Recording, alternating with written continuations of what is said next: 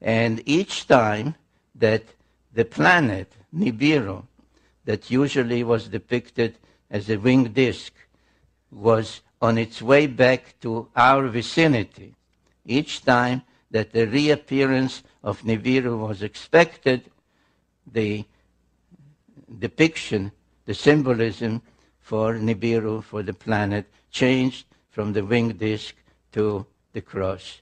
So this one, for example, this is one of the most ancient ones.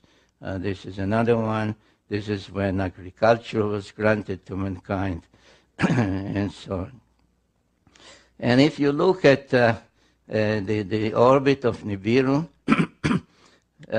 roughly 3,600 years, in my book, The End of Days, I explain why the orbit might have become a little shorter, only 3,450 years. But anyway, we can work with this 3,600, which is a good round number and part of the sexagesimal system. 6, 10, 60, 360, 3,600.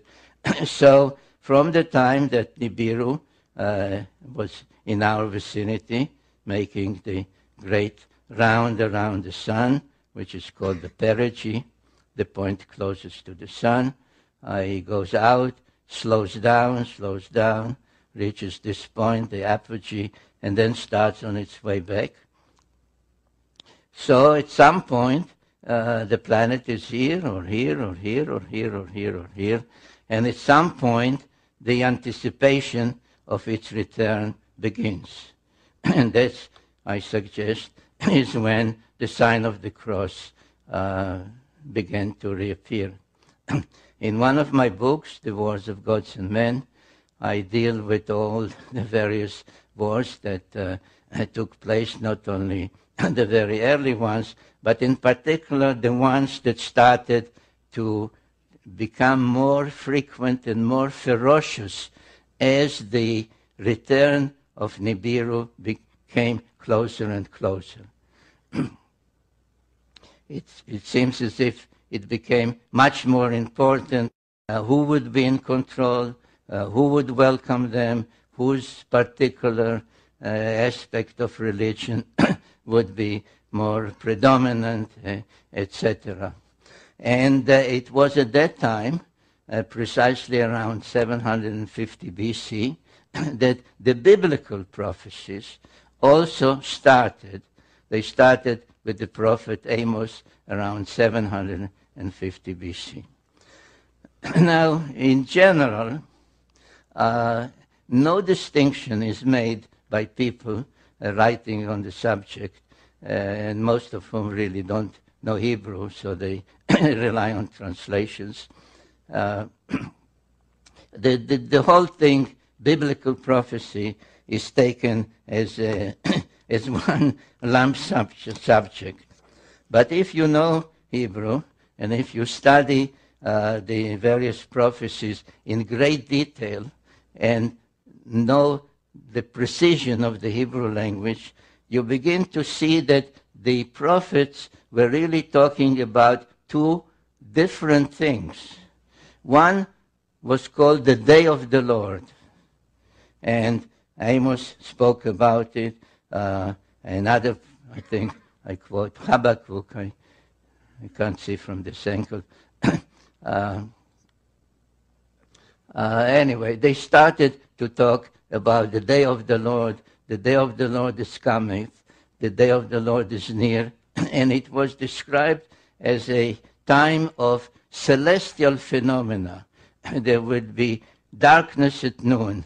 You will not be able to see the stars at night. The moon will not shine its light, etc. and so on and so forth. I don't know if it's easy for you. I had about 30 slides with all these biblical quotations, but I realized that it would be very difficult even for the audience to read them. So at the same time, similar prophecies known as Akkadian prophecies, Assyrian prophecies, Babylonian prophecies, began to also talk about the return, the celestial Lord would come from the south, would be first seen in this constellation and so on. And I drew some of these charts to show you and show how you can relate some of the text to the progress of Nibiru coming back to Earth's vicinity. This is another sketch that really renders as a sketch literal wording, saying you first can see it from there, then you can see it here, and so on and so forth, as the planet returns. There were even discoveries of astronomical records. These are called astrolabes because they depict the circular heavens around Earth on plain paper with all the stars being named, where the progression of Nibiru from being seen in this part of the heavens to being seen in this part of the heavens at its apogee, its perigee, is actually recorded as having been witnessed and seen by Assyrian and Babylonian astronomers.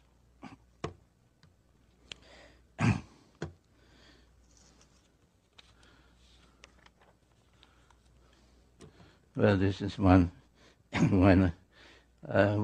of the texts accompanying one of the astrolabes. And as becomes obvious as you study all these texts, that the main feature they are talking about is a day of darkness at noon, the sun will not be seen, etc., which we can say they are really talking about the solar eclipse. And the Assyrian records, I think that's what I showed in the previous slide, talk about a darkness at noon and an eclipse at an unexpected time, because all these eclipses could be predicted. They had enough knowledge to predict solar eclipses, lunar eclipses, etc. So in exactly 556 BC, and this is a sketch, a sky map prepared by NASA, not by me. In 556, an unusual and unexpected eclipse darkness at noon took place.